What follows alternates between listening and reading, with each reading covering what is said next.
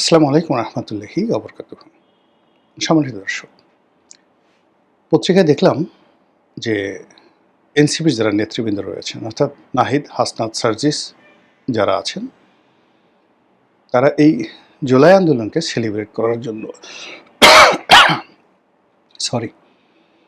তারা এই জুলাই আন্দোলনকে উদযাপন করার জন্যে সারা বাংলাদেশে জুলাই মাসে ভ্রমণ করবেন, বিভিন্ন জেলাতে যাবেন। এটা গত বছরও তারা চেষ্টা করেছিলেন এবং গিয়েছিলেন। তো এইবার যেটি হবে সেটা তারা অনেক জায়গাতে যাবেন। এটাকে জুলাই পদযাত্রা বলা হচ্ছে, কিন্তু তারা এবার আর গোপালগঞ্জ যাবেন না। খুব আলোচনা হচ্ছে, আওয়ামী লীগের লোকজন মুচকি মুচকি হাসছে, কি দাদা ভয় পেয়ে গেলে নাকি, বা আসো আসো আসো, বা আঞ্চলিক ভাষা আও আও আও, এবার আসো, তোমাদেরকে খই খাওয়াবো, মুড়ি খাওয়াবো, চিড়িয়া খাওয়াবো, বিন্নি দানের ভাত খাওয়াবো, ইত্যাদি ইত্যাদি নানা রকম কথাবার্তা। অনেকে বলার চেষ্টা করছেন যে গত বছর তো নৌবাহিনীর কমব্যাট গিয়েছিল, হেলিকপ্টার গিয়েছিল, ট্যাঙ্ক গিয়েছিল, সেনাবাহিনী গিয়েছিল। এই বছর চান্দু, হাহা, কোনো কিছুতে কাম হবে না, সাবমেরিন দিয়েও কাজ হবে না, এরকম কথাবার্তা বলার চেষ্টা করা হচ্ছে। আমার বক্তব্যটা হলো যে আমি একটা স্ট্যাটাসে বলেছি যে যদি তারা পদযাত্রা করেন, যদি তারা শোভাযাত্রা করেন, কিংবা এই জুলাইকে কেন্দ্র করে সারা বাংলাদেশে তারা ভ্রমণ করেন, প্রত্যেকটা জেলাতে যান, কেন গোপালগঞ্জে তারা যাবেন না? What is the problem? Gopalganj কি বাংলাদেশ থেকে বিচ্ছিন্ন কোনো একটি অঞ্চল, স্বায়ত্তশাসিত?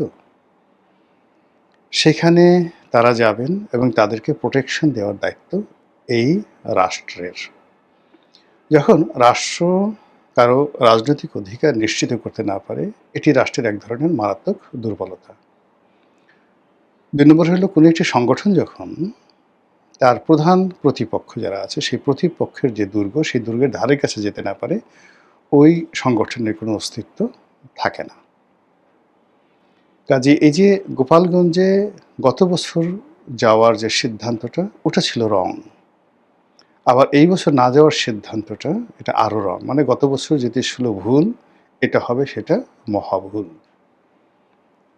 নাহিদ সার্জিসরা অনেক তরুণ, তারা যদি একটু চিন্তা করেন তাহলে বুঝতে পারবেন যে গত বছর সমস্যাগুলো কোথায় ছিল। গত বছর সমস্যাটা ছিল প্রথমত যে একটা গুজব ছড়ানো হয়েছিল যে এনসিপির যারা লোকজন তারা যাচ্ছে এবং সারা বাংলাদেশ থেকে জামাতের হাজার হাজার লোক তাদেরকে মানে পর্দার আড়ালে থেকে সাপোর্ট দেওয়ার জন্য ট্রাকে করে সেই গোপালগঞ্জ, টঙ্গীপাড়া বিভিন্ন এলাকাতে তারা অবস্থান নিয়েছে। কম করে হলে ১ লাখ লোক। এরা মূলত গোপালগঞ্জে গিয়ে তারা ভাঙচুর করবে, বঙ্গবন্ধুর মাজার ভাঙচুর করবে, যেভাবে ৩২ নম্বর ভাঙচুর করেছে। এর ফলে কি হলো, সকল যারা আওয়ামী লীগের যারা লোকজন আছে তাদের মধ্যে এটা একটা জীবন মরণ সমস্যা হয়ে গেল, যে সমস্যাটি এবছরও নেই।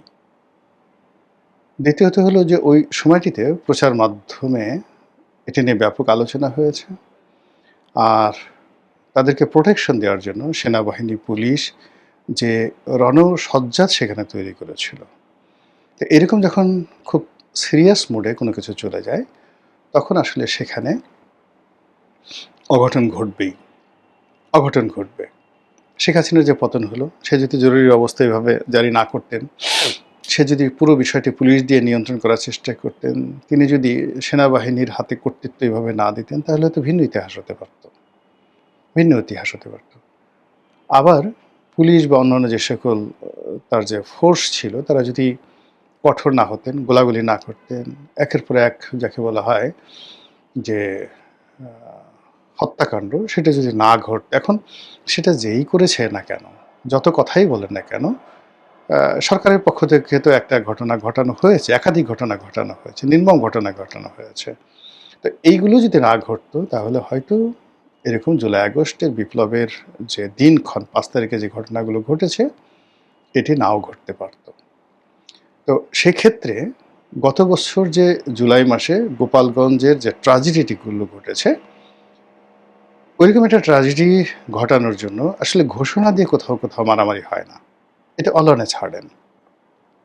তো এইভাবে ঘোষণা দিয়ে ঢাকা শহরে যেভাবে বঙ্গবন্ধু এভিনিউতে আওয়ামী লীগের অফিস তছনছ করা হয়েছে, যেভাবে সুধা সদন তছনছ করা হয়েছে, যেভাবে ৩ নম্বর সড়কে আওয়ামী লীগের যে সভানেত্রীর অফিস তছনছ করা হয়েছে, সারা বাংলাদেশে আওয়ামী লীগের অফিস বাড়িঘর পোড়ানো হয়েছে, যেভাবে ৩২ নম্বর ভাঙচুর করা হয়েছে, এরপর বঙ্গবন্ধুর যে মাজার, এটাকে নিয়ে আওয়ামী লীগের যে কোনো লোকের মধ্যে একটা জিদ চলে এসেছিল।